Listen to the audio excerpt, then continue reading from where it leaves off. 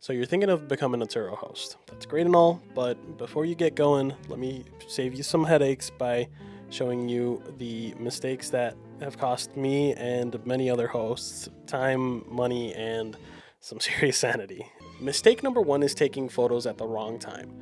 Now, taking photos at the wrong time can be very, very easy to do, and there's two major reasons why this is a huge problem, at least when it comes to Turo. Simply because Turo has a very big system around the photos that you take when involved in any kind of claim or reimbursement that you need from your guest. So if you don't have photos for your gas, you're not getting that paid. If you don't have photos for the correct license plate or something similar, you're not getting paid tolls. If you don't have photos of a certain damage that you're saying afterwards that is there that wasn't there prior to, that's also not getting taken. So you have to be really careful with the kinds of photos that you are uploading before your trip, and you have to be really careful with how you're showing the vehicle after your trip as well. Now, that's the first reason why photos are very important in Turo. The second reason why car photos are super important is because of the listings. Now, when you take a photo for your listing in Turo, you want them to be absolutely majestic, okay? So I don't know exactly how the algorithm works for Turo, but I'm almost positive that at some point the guest gets some kind of idea of what to choose by the way that the photos look on the car. And obviously most of these guests don't expect it to be exactly how the photos are, but the better your photos look, the likelier that it is that you'll get some guests out of it. Because I've had multiple guests and guests from other hosts that I know say that the only reason that they booked the car is because of how good the photos looked. Because if that's how good your photos are, then I'm almost positive that your service is just as good. So going on from there, just make sure you're always taking photos in the daylight or with a lot of light around if you have to deal with dark time. Make sure that the car is always clean, or as clean as you can get it. And finally, make sure that every single angle that you can get has been gotten so that you can avoid any kind of claim not being approved. Moving on from there, we got cleaning up your car. I get it. You do not want to deal with cleaning your car every single time that the car comes back from a trip. I've been there. I've had to deal with having to clean a car when you have no idea when you're going to be able to clean the car, but you need to do this every single time that the car comes back from a trip.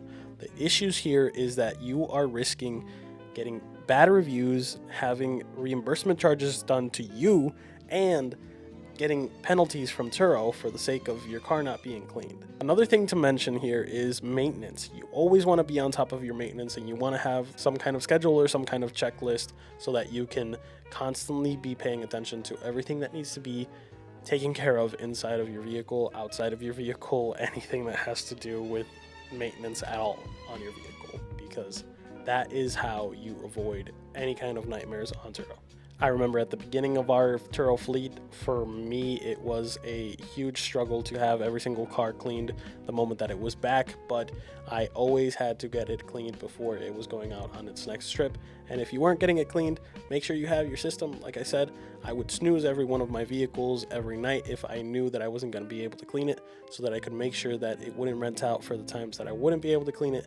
And before I had it going out, if it did rent out, just in case, I would be able to come back and clean it before it had to go. So if you don't have a system like that, get a team, make some kind of detailing system that'll make it easier for you. Just figure something out so that you can get that done as easily as possible, as best as possible, and as calmly as possible, as much as you can, because it's just the hard work. It's what you got to get through every single time if you're looking to get a Turo fleet yourself.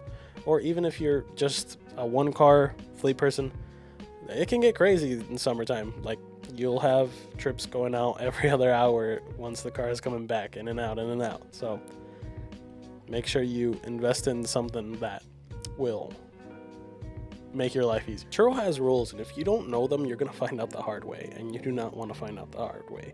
Things like late fees and damage claims are all in the fine print.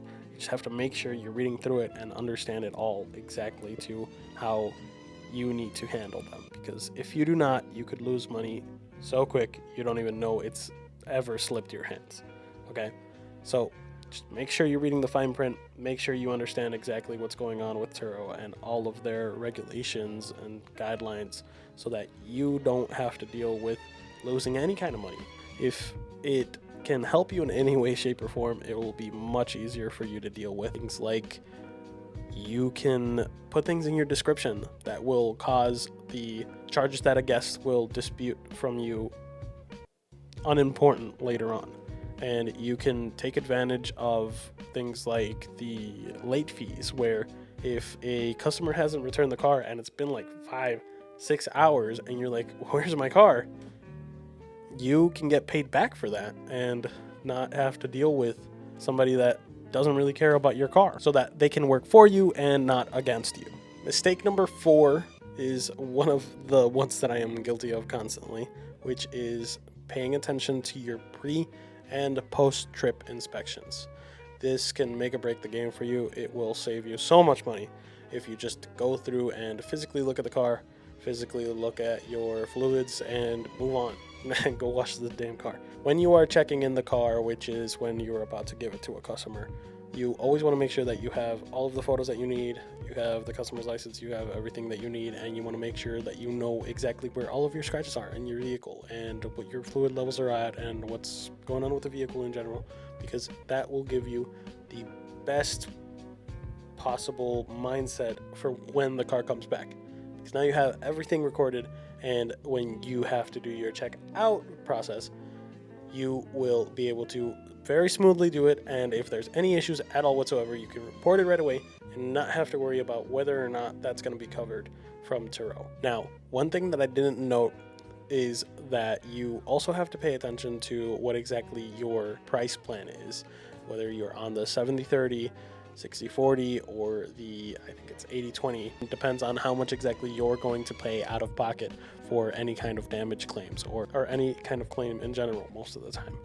So always pay attention to that regarding your damage, and if your claim is going to be less than whatever your deductible is for your plan, then in all honesty, I just recommend not worrying about that claim at that time. This will save you so many headaches, because I've had vehicles that come back with grills broken that I don't notice until 2 trips after it actually happened, when then I'm scrolling back through the photos that I initially made simply because I didn't go and do my post-trip photos. And I've had issues where I miss gas or I miss iPass transactions because I didn't go through and do it right then and there when a car came back. So always do your pre and post trip inspections and make sure that your cars don't have damages on them. Last but not least, this one is the most important for us over here. It is communication. Communication is key when you have customers that have no idea what they're doing and it's their first time on Turo, and everybody's process is different for hosts. So you want to make sure that they know exactly what's going on. You want to make sure that they know where they're going to go to get the vehicle. You want to make sure that they know who they're going to go speak with or what they're going to go do when they get there, so that they're not freaking out and having a bad day, because you want to make sure that they have the best experience with you so you can lock in that 5-star. Even more with Turo's regulations now, where 5 stars are the only thing you want to get from a Turo trip. So make sure that your guests feel as comfortable as possible when you're walking in. Make sure that you are communicating to 100% exactly what they need to do at all times. If they have any kinds of questions, they should know exactly what to do, and just overall make sure that everything is all set for them. Because I've had so many situations where people just really don't know, whether it may or may not sound obvious to you what exactly should happen once they come pick up your car. Like, oh, well, you should call me, or oh, well, you should do this, oh, well, you should do that. Not everybody has that normality in their life constantly. So always make sure that you are being as specific as possible or as communicative as possible with your guests to avoid any kinds of problems with that. Avoiding these mistakes will save you so much money and stress from Turo. So make sure that you are taking care of everything on this list to make your Turo journey a success. Thank you for watching this video, and I hope you guys enjoyed the new setup. kind of trying something different to see how exactly you guys like it. So if you guys like this form of content any better, then let us know so that we can make more of this. If you guys like the other podcast stuff a little bit more, then let us know about that too. Honestly, we're just trying to teach you guys as much as we can here, and however way you guys like and however it'll make you guys learn more, then that's better for us. So we'll catch you in the next one, and thanks for watching. Bye.